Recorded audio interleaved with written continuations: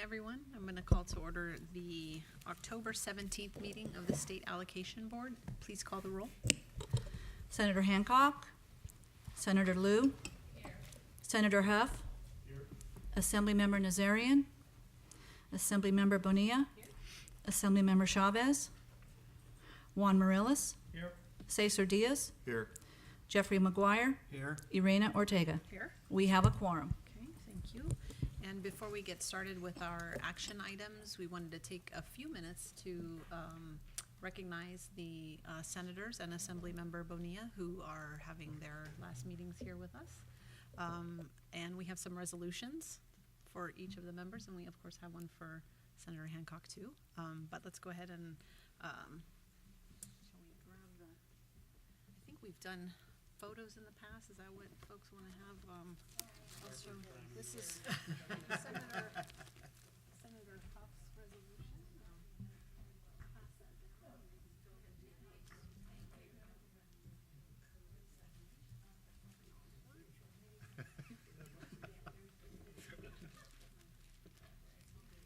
Assemblymember Bonilla. These are beautiful.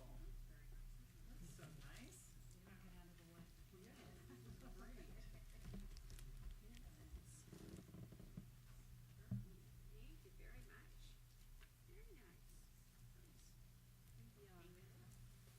Maybe we can do a little group photo at the end in case Senator Hancock is here by then.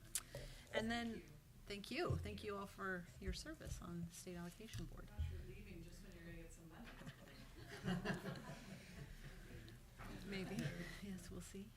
And then to welcome Juan, who is here representing the superintendent. And everyone knows Juan from a couple of former experiences, so welcome Juan. So let's get into the agenda. We have the minutes from the August 17th meeting. Any corrections or comments? All right, seeing none.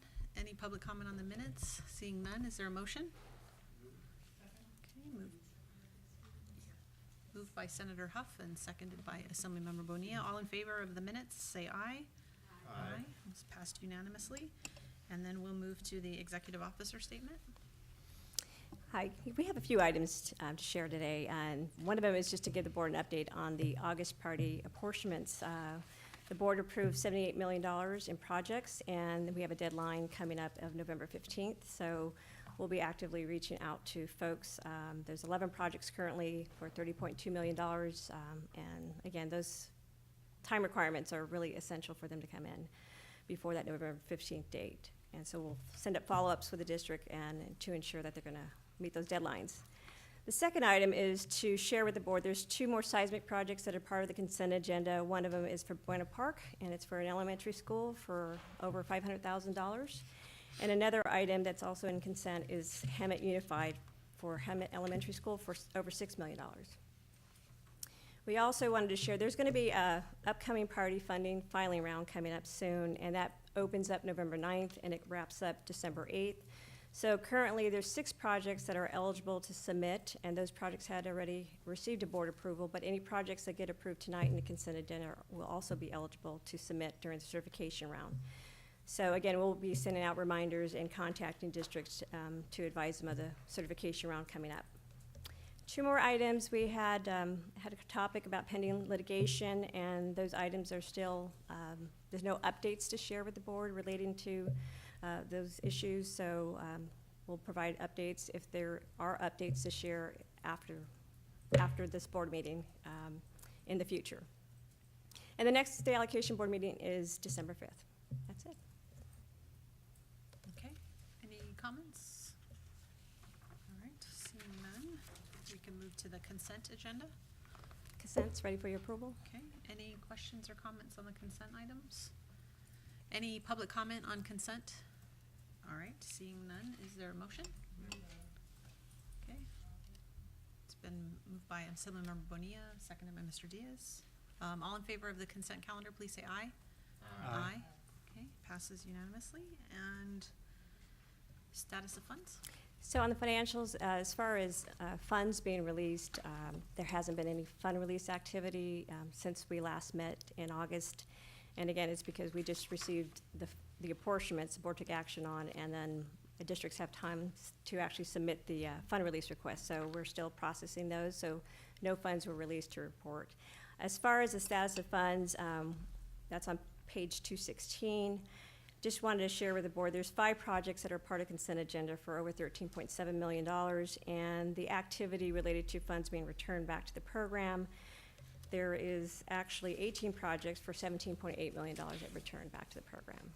And that's what we have to share. Okay. That's it. Any questions on that report? Okay, seeing none, we'll move to item 6, which is the RICHGROVE Elementary item. And I think Mr. Lepask is coming up for that one.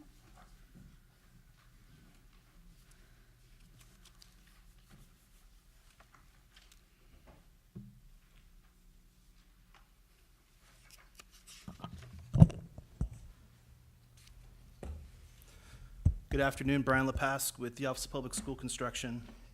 RICHGROVE Elementary School District is in Tulare County. It's a small district that had a $146,000 emergency repair program apportionment in August of 2014 to upgrade a failing HVAC system. Due to the project needing DSA approval, it had a 21-month deadline in order to complete the project and submit final expenditure reports to us at OPSC. That deadline was set for May 20th of this year, 2016.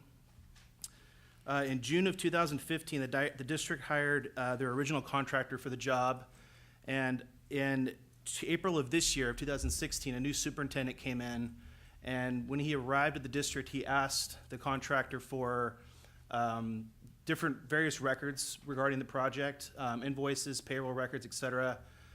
Those things were not provided, and the contractor actually turned his keys in to the campus. So subsequently, the district terminated the contract with that contractor. Since then, they have notified us, letting us know that they wouldn't be able to meet the May 20th deadline. They have performed a construction analysis and project that they'll be able to complete the project in December and submit all expenditure reports to us by January of next year. We've done our analysis, and we feel that they will be able to meet this timeline. So because the ERP regulations are clear about the 21-month deadline, we don't have administrative approval to grant an extension. Therefore, we're seeking board direction on how to proceed with this. There was a similar appeal for Montague Elementary School District in August that where an extension was granted, but the differences between that project and this project is that the Montague project was requesting 60 days, not 8 months. And also, the Montague project was most of the way kind of through the work at the time they asked for their extension, at the time it was due. This project has, pretty much started over just earlier this year. So those are the two differences, but otherwise they're very similar. So we're seeking board direction on this one. Okay, thank you. Any comments or questions from the board at this point? Okay, let's see if there are any, is there anyone here from the public to speak on this item? Yes, please come on up.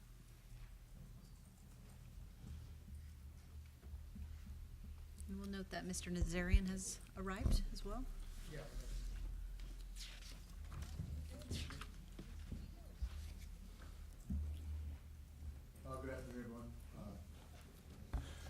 Good afternoon, everyone. My name is Mario Miana. I'm the new superintendent at RICHGROVE. We started a major construction project on our campus. Once I became the superintendent, I asked to speak to our contractor and ask for a bunch of documentation, for compliance issues, and he could not provide any. We started this conversation with Adrian here in regards to trying to get an extension. We asked that you grant us this extension. Very small farming community out in the area. I hate to state that we were in essence taken advantage of, but we were, and we wanted to make sure that our students have every opportunity to have everything that they need so that they're in a comfortable environment, being that we are in the Central Valley. It is very hot there, and the air quality is not the greatest air quality. So we're trying to do what we can to rectify the situation, to build a better relationship with DSA, because there were some issues that were there also. We brought on Colombo Construction out of Bakersfield, who's very well known in that area for all the good work that they do with schools, to help guide us through this process. So we ask that you would grant us this extension of 8 months to try to get that taken care of for our school and our students. Thank you. Okay, thank you. I don't see any objections at this point. Any questions or comments? Any further public comment? Okay, is there a motion on the appeal before us? So, Okay. I have a quick question. Yes, please, Mr. Nazarian. Sure. Sorry, I missed the presentation part, but can you give us a quick overview? And if you've already done it, that's fine. But,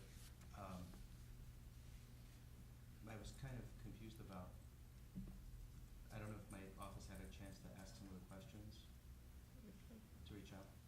If you can answer it, because I didn't get a chance to get back the answers from, the questions that I had. So I know you had a question about following the district as far as reporting expenditures to our office. I think that was the question, is that correct? Right. And so basically, once the grant is awarded to the district, it's when they submit their final expenditure, like their expenditure report was due to us back in May. So at that time, they realized they weren't going to finish the work, and typically we get expenditure reports when the work is completed. And so this is definitely an anomaly for us to, we don't necessarily get updates when districts are expending their funds for the ERP program. It's basically when the project is finished. So do we know at this point how much was spent of the roughly 146? None. The issue was the previous contractor went out and purchased units to go on our classrooms. Those units aren't compatible with our classrooms because there was an electrical upgrade that was going to take place. So they bought the units to match the new electrical upgrade. Well, that didn't take place. We found out that there was issues everywhere. So the work came to a halt. So the units we currently have do not work on our electrical voltage on our campus. So we're actually going to have to replace those units out and buy other units. But we were never billed by the contractor for the first 19 units that were purchased by him. So we had 18 units land on our campus, and they don't work on our systems. So that was just a complete mess on that end of it. Obviously, there's a lot of attorneys involved in that piece. So as of right now, we haven't technically spent any of it. So there's 18 units sitting on campus, pretty much unpaid? Yes. Yeah, we're assuming that the contractor, in the draws that were given to him, used that money to buy those, trying to get the work done very quickly before the deadline. But we found out that there weren't DSA approval. There weren't any DSA approvals for those units to go on top of our campus, on our buildings. So we stopped it there, and then he walked off and on the job. And so it doesn't match our current system. But he never sent us an invoice or a bill or anything on those units. So he must have paid for them out of the draw that he received from the campus, from the district. For the electrical upgrade, yeah. That was a part of a different project. So the short answer here is that there has been no money spent for the HVAC upgrade. And do you expect to have any money recuperated at some point by this contractor? Right now, our county office of education is taking this to the district attorney for Tulare County. And we're kind of just following the lead from our attorney Lozano Smith on where we're going to go with all this. But the 146,000 that was set aside that we received has not been touched. Yeah, hasn't been touched yet. We don't want to convolute. There was an electrical upgrade, that was one project. HVAC upgrade is a separate project from that. So the county office is working through this electrical upgrade. Meanwhile, we are trying to salvage the HVAC upgrade project. And so again, there has been no money spent to date on that project. Okay, all right. Okay. Okay. Mr. Diaz made a motion. Ms. Bonilla, that was your second? Okay, great. Any other questions? Okay, seeing none, let's call the roll. Senator Lou? Aye. Senator Huff? Aye. Assemblymember Nazarian? Aye. Assemblymember Bonilla? Juan Morales? Cesar Diaz? Aye. Jeff McGuire? Aye. Irina Ortega? Aye. Motion carries. Thank you.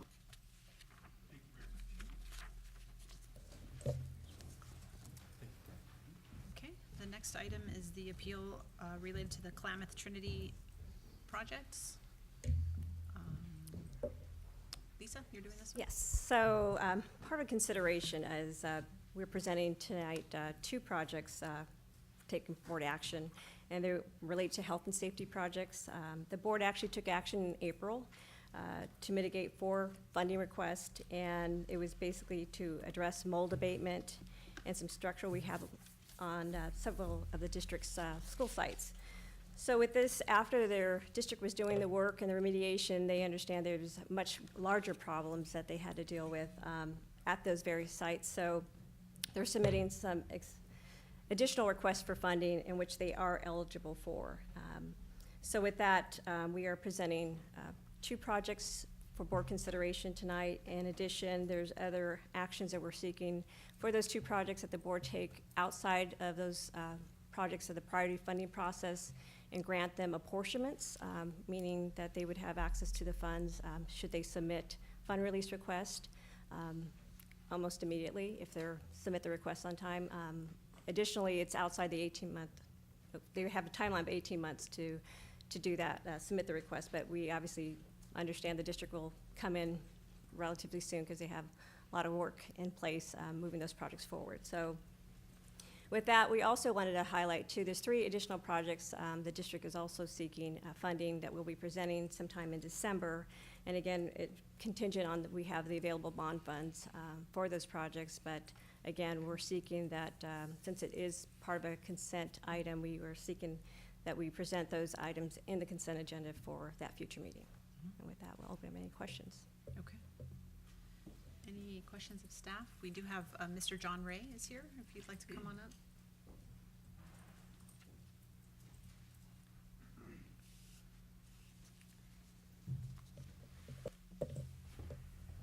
Hi, good. Hi, good afternoon.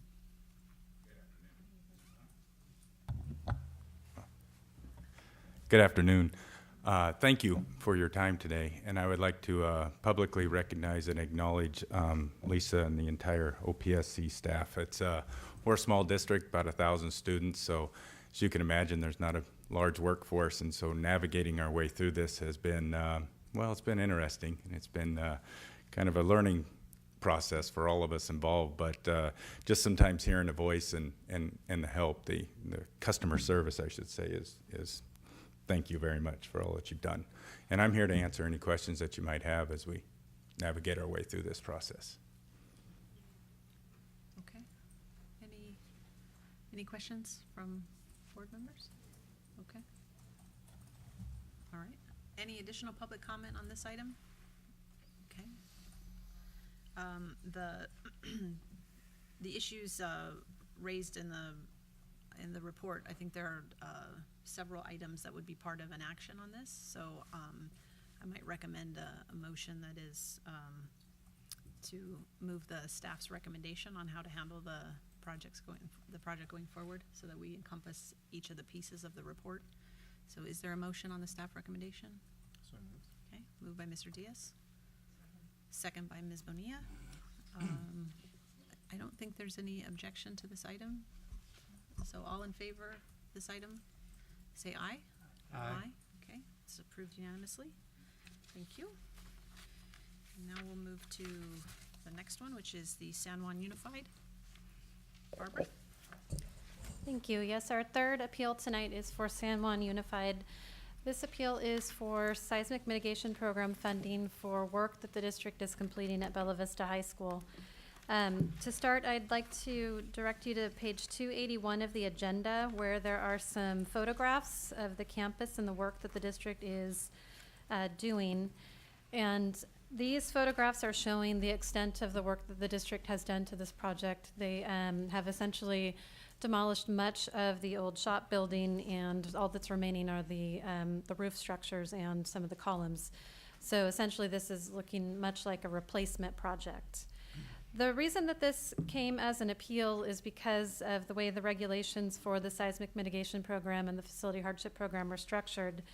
The way the regulations read is that if the cost estimate for rehabilitation work exceeds 50% of the replacement value calculated per the regulations, the district qualifies for replacement funding.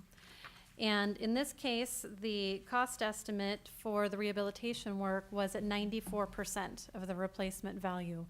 So but the district, technically by leaving those structures there, it is still a rehabilitation project. So the district is requesting funding that is outside of what the regulations allow us to do administratively.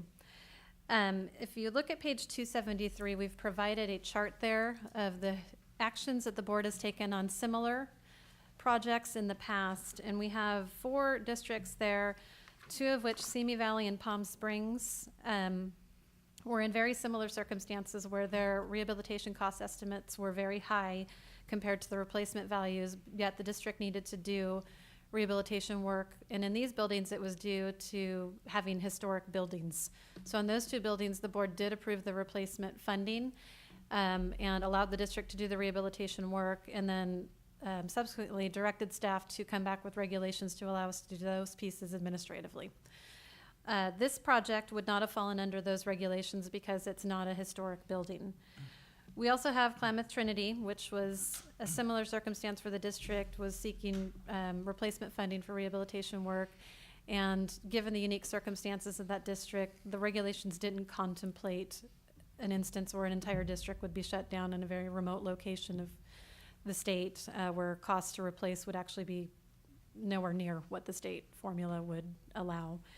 And then our last example there is Coalinga Huron, which that district was also doing rehabilitation work. The cost estimate was only at 57.9%, so it was much closer to the threshold that was set in regulation. And at the time, the board had expressed some concern during the meeting that by providing the replacement funding, it would be overfunding that project. And with it being a no savings program, it would tie up much needed bond authority for a while the project was completed. So for that one, the board did award the rehabilitation funding at the 57.9% amount. The distinction between the replacement funding and the rehabilitation funding, when the state provides the replacement funding, it's replacing the building that's come back as brand new. So the way the regulations read is that the modernization eligibility for that facility is the time is reset. So the date for the building becomes the date that the new replacement facility is constructed. The concept being that if the building is replaced in its entirety, then there's not a necessary modernization eligibility component to it. You don't need to modernize a brand new building. So we have put forth some options on page 274 for the board's consideration. And it's important to note that for any of these options to move forward, we need board action because we are outside of the regulations. So administratively, staff cannot do anything with any of these options. But there are 3 options. One would be to provide the replacement funding at the replacement amount, at the full 100% replacement amount calculated per regulations. The district would receive essentially 100% of the replacement costs there, and the date would be reset on the buildings, so they would not qualify for modernization eligibility for 25 years on a permanent facility. Option 2 would provide rehabilitation funding at the rehabilitation amount. This would provide almost the amount of replacement funding. It would be just 6% shy at that 94% amount, but it would allow the district to retain modernization eligibility for use at that campus in the future when the building became of age, again, based on its original date or its last modernization date. And then option 3 is similar to option 1, although it caps the amount of funding. Instead of providing the full 100% replacement funding, it would cap it at the 94% represented by the rehabilitation cost estimate. It is our understanding that the district is seeking option 2 to provide, for the board to provide the rehabilitation funding, as there are some elements of the project that they would be doing that are in excess of that 94% amount that they feel modernization eligibility could be used for. However, staff has a concern with that option because it is so close to fully replacing the building that in essence the building is being replaced, and it feels like there may be some double funding of that facility. The program was designed with that 50% threshold so that we wouldn't basically need to modernize buildings that were replaced. So since this building qualifies for replacement, it may not be fair necessarily to also provide modernization eligibility as well. But we are seeking board direction on these funding options, and I believe the district has a representative here as well. Okay. Shall we bring the district representative up? Please, I don't have a speaker card, so whoever is here to speak on the San Juan project.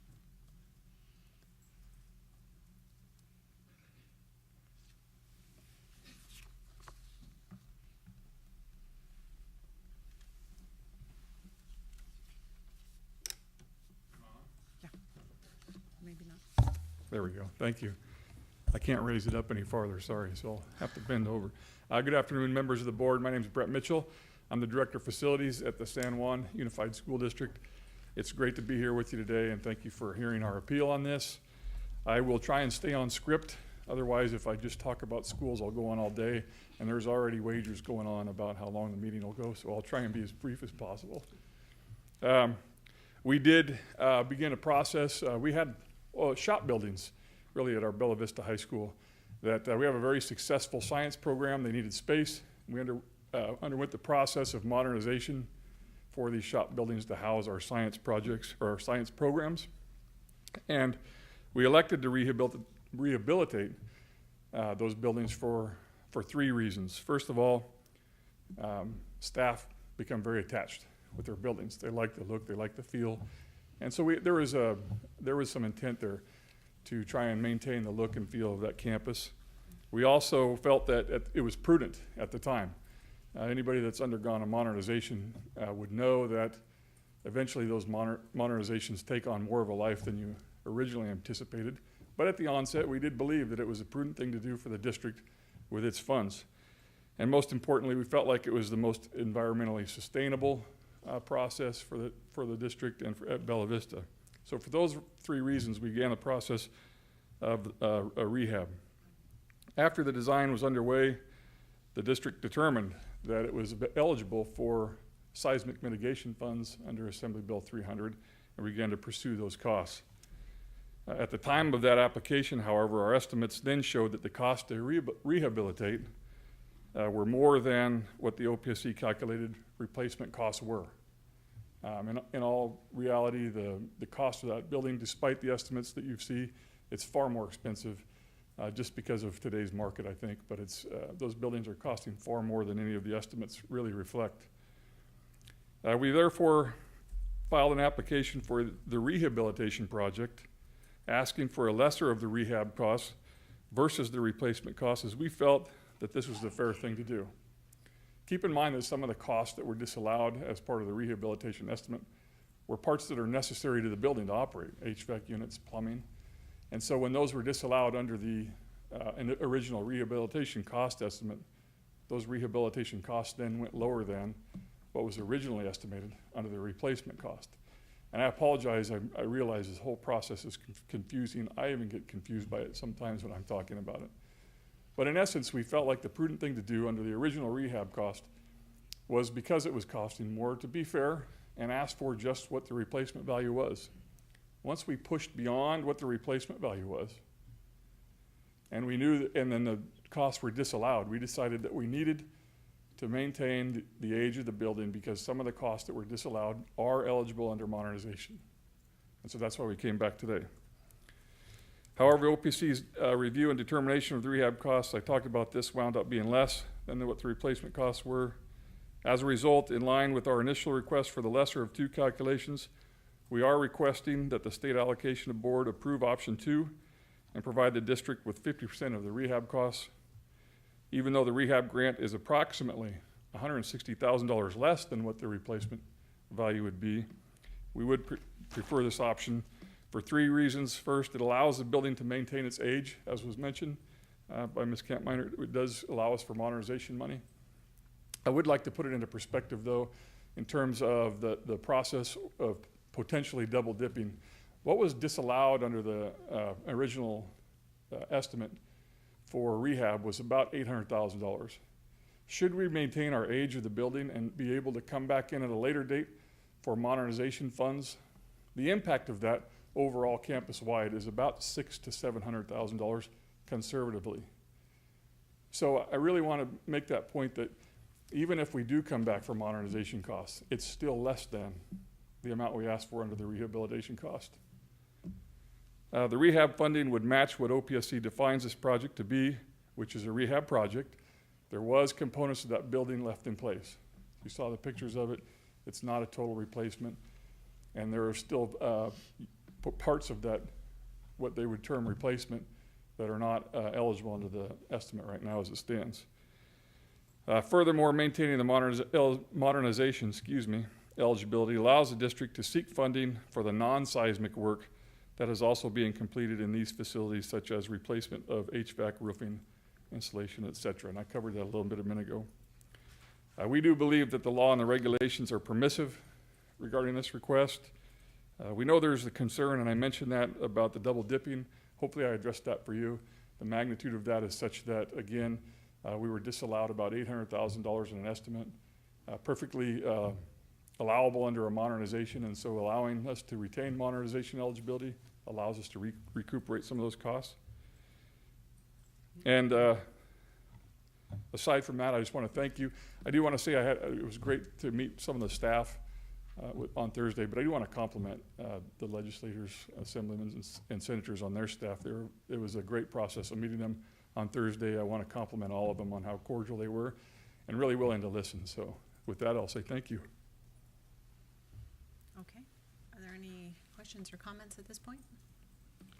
I did just have one question. Were you saying like an option 2, you're really just requesting the rehabilitation at 50%, not at Correct. the 94%? So that's different than I think what we understood in the briefing previously. I believe under the program of AB 300, all that's allowed is 50%. So yes, 50%. Barbara? So to clarify, the funding would be based off of the 94% of the estimate, and then the state would be matching part of that, and the district would be matching part of that, or are That's you correct. asking? Okay, Yeah. so you're not asking to reduce the cost estimate. Right, and I think the 50%. difference was about 2.1 million versus 2.3 million, I think. The replacement was offering was 2.3 million. Rehab would be 2.1 million. So we are asking for actually less now, but it allows us to retain some modernization eligibility. Now I'm getting confused. Are you still Yeah, I asking, are you asking, what I have from the staff report, and this is what is in the report that everyone can see, is that of the different options before the board, there's the option 1, which is about 2.3 million. Option 2 is about 2.1 million, and maintaining eligibility in the modernization program. That's correct. And then option 3 is 1.9 million.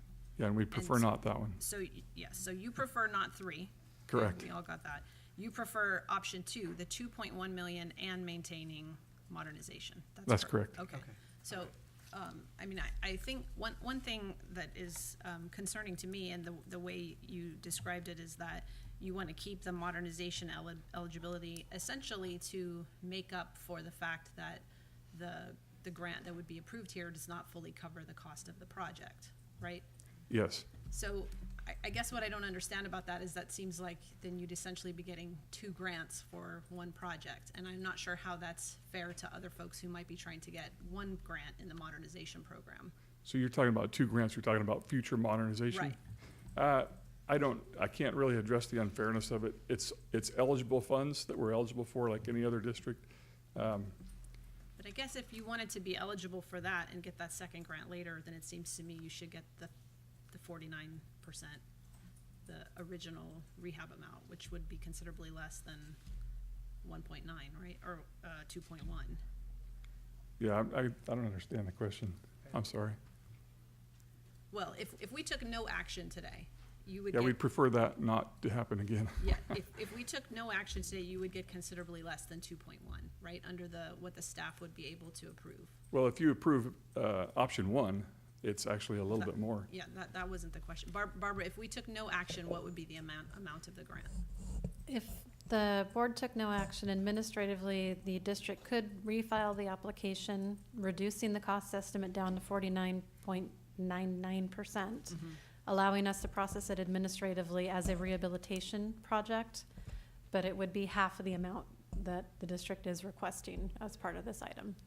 And for timing's sake for the school district, we are under construction, so we're hoping to have some action today. We're moving pretty fast out there. Sure. Any other questions or comments? Senator Liu? So this may be a kind of a non sequitur, but do you have a bond issue, a local bond in November? Yes, we do. We have one, actually, we had one in 2012, which was Measure N. That's the matching fund actually for this project. And then we do have Measure P on the ballot for November 8th. And how large is your bond? $750 million. And what's your demand? What's your project demand? I mean, how much do you need to build out, or what? The total project cost for this project is $14.5 million. However, our master plan dictates about $2.4 billion district-wide, the need. Thank you. Any other comments or questions? I think, I think that the, recognizing that the cost of the project is much more than what you would be receiving here, I'm still not, I'm still uncertain about how we could defend approving the amount and keeping the modernization eligibility. So I'm assuming that would be an application later on in the modernization program, but again, there would be other folks who would want to be applying for modernization who didn't receive anything for a project at all. So that's the part that I'm still struggling with about why that would be appropriate. I'm sure that we would fall in line in place wherever our priority is with OPSC should that money come available if that bond passes in November. However, it is eligible cost. The amount that was disallowed in the rehab facility is eligible monies for modernization. It's not anything that wouldn't be allowed under a modernization. So we're not asking for priority over any other districts, just that for the modernizations that's available that we get that money. I'm still not sure I'm answering the question. No, I'm sorry. I'm not sure that we're gonna have a meeting of the minds on the point, so that's fine, thank you. Are there any other comments or questions? Is there any other public comment on this item? All right. I will just say that I could support the option one that's before the board, which would be providing the replacement funding at the replacement amount, but would not maintain the modernization eligibility. I would not be able to support option two that the district has requested. So, I would move that. okay, I would so move option one. option one is moved by Senator Right. Liu. Is there a Second. second by Mr. Diaz? Please call the roll on that. Senator Liu, Aye. Senator Huff, Assemblymember Nazarian, Assemblymember Bonilla, Juan Morales, Cesar Diaz, Jeffrey McGuire, Aye. Irena Ortega, Aye, and that motion carries. thank you. Thank you for your time. Thank you. All right, we'll move to item 7, which is reports, discussion. Item Anything 7 you wanna- is just a workload report, and that's Yep. about it.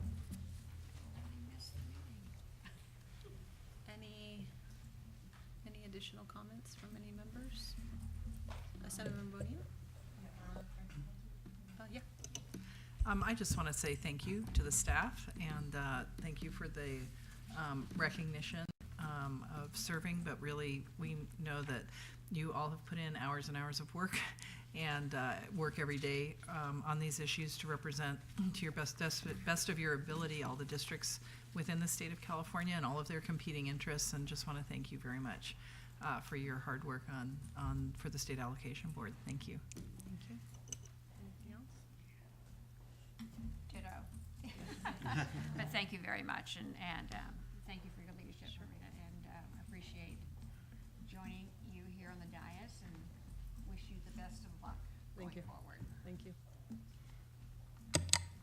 Well, it's been a pleasure to serve for a while, be off for a while. That part was particularly enjoyable. And then come back on. But we sometimes lose track that this is important work we're doing here, and it is nice to be a part of the process of trying to make sure our schools are as equipped as we can be for the service they're doing to our state. So great to be back with you guys. And I will miss you. You can read that however you want. And we want to say thank you to Senator Hancock, too. Unfortunately, she couldn't make it, but we will certainly give her resolution, and she has spent countless hours also working on improving the program and working for the board. So thank you also to her and to everyone else. Was there any other public comment to come before the board? Okay, seeing none, we'll be adjourned. Thanks, everyone. Thank you. Do I need to